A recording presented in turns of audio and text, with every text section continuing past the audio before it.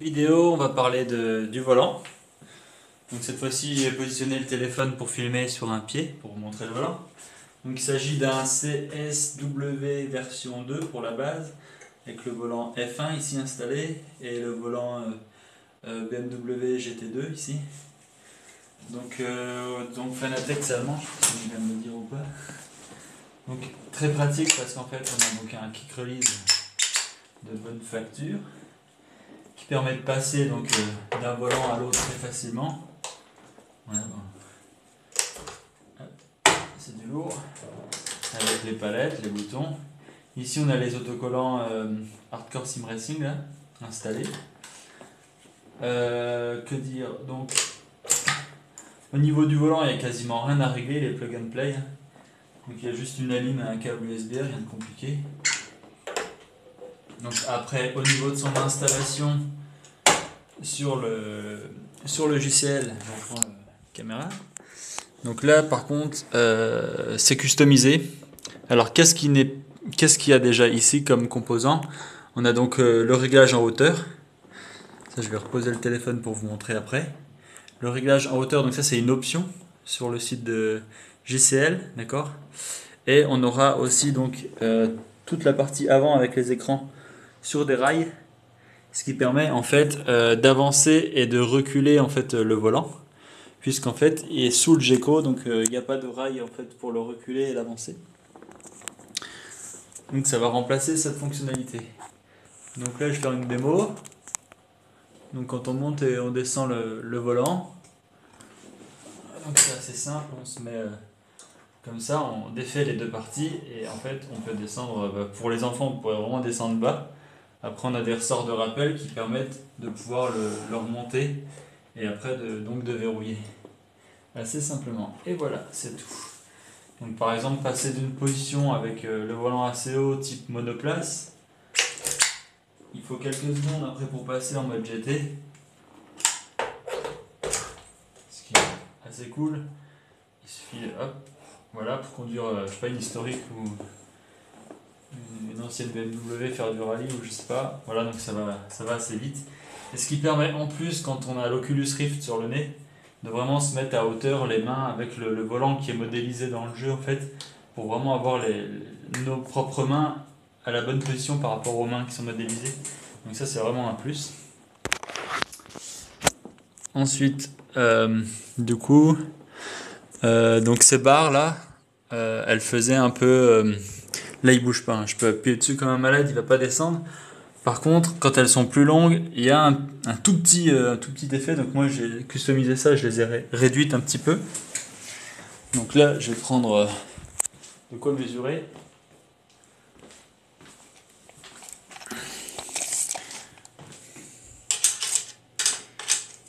Voilà, donc là on est sur du 20. 40-40 par 20.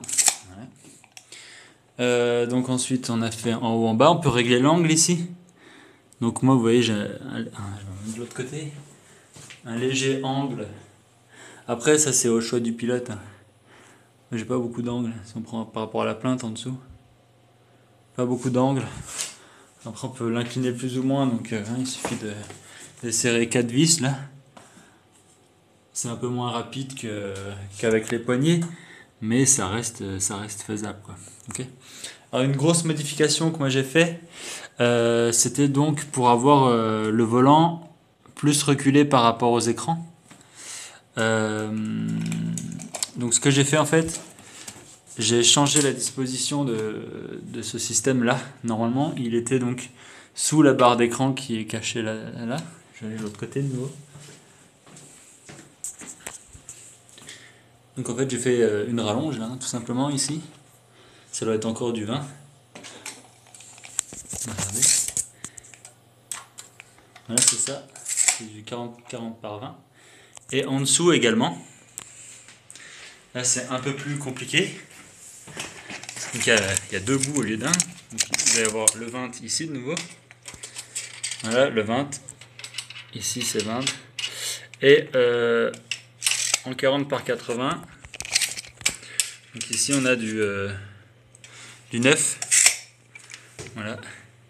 Ce qui permet de fixer la rallonge comme ça de façon vraiment Vraiment, il y a tout qui dégage si je tire dessus comme ça. Voilà. Donc ça bouge pas. Et ici, j'en ai profité donc pour rajouter encore un 40-40, peut-être un peu plus que 20 là, pour monter jusqu'en haut de l'amplification du butt kicker en fait. Ce qui me permet de pouvoir le régler en roulant. Donc là encore une fois, on a le 40-80 là. Il fait un peu plus que 9 en fait. Et là c'est bien un 20 encore en hauteur. Avec, pour tenir le butt kicker, une équerre 90 comme ça, qu'on trouve à l'unité sur le site de JCL aussi. Donc une autre grosse modification que j'ai faite, c'est donc ces barres là, en fait c'est des tubes carrés là, on en voit.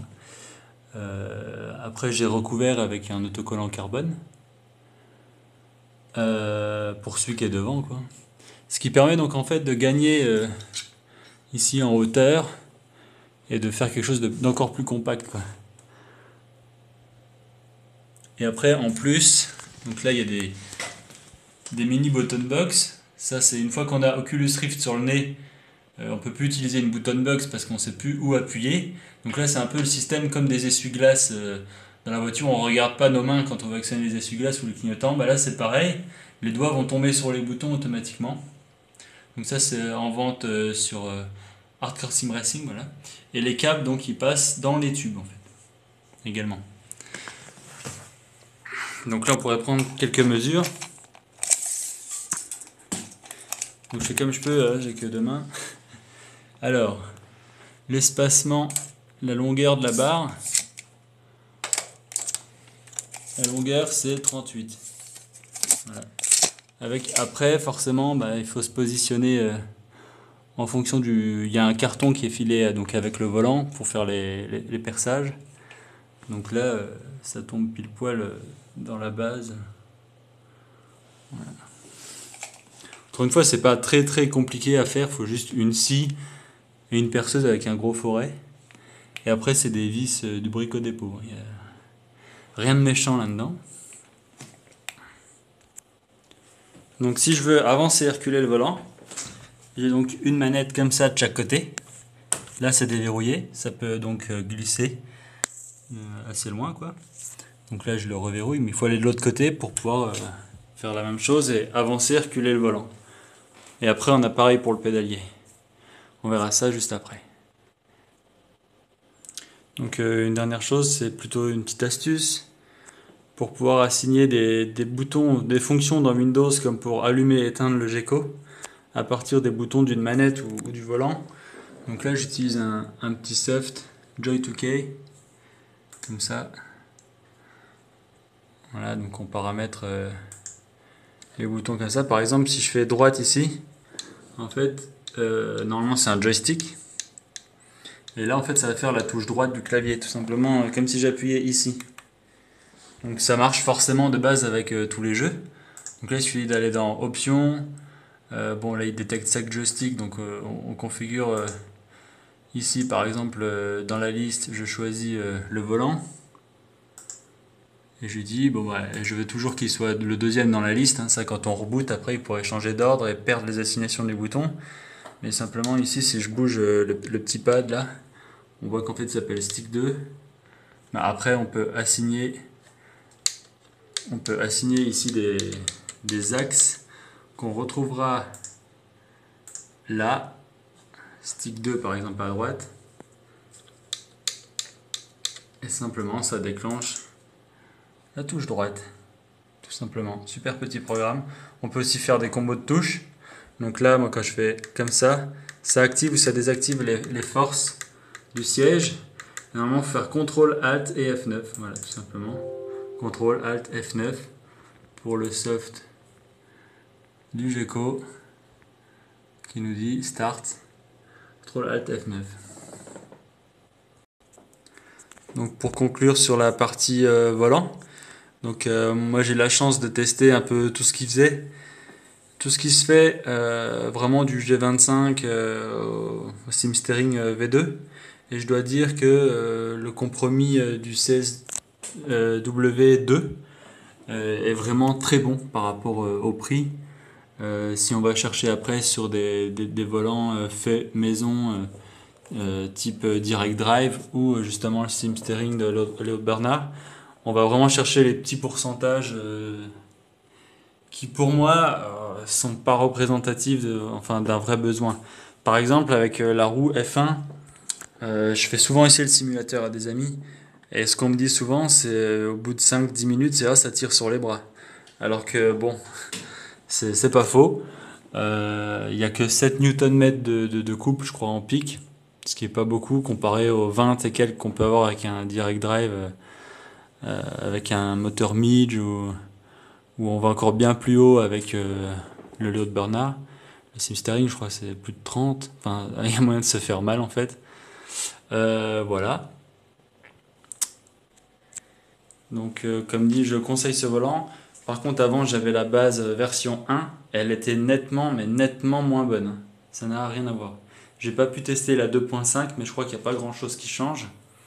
Là, niveau fiabilité, bon, c'est du Fanatec. Donc, je crois que tous mes volants sont repartis parce qu'il y avait du jeu. Le SAV met 1 à 2 semaines à vous renvoyer des pièces, mais c'est très sérieux. Sinon, la base, pour l'instant, il me semble qu'elle est... Si, elle est partie parce qu'il y avait le ventilateur qui sifflait, exact. Donc là, encore une fois, elle est partie, elle est revenue SAV 1 ou 2 semaines. Donc là, pour l'instant, elle est plus sous garantie. Donc j'espère qu'il n'y aura pas de problème. Mais ça reste du très lourd. J'en suis très content, voilà. Voilà pour la partie volant, rendez-vous sur la prochaine vidéo.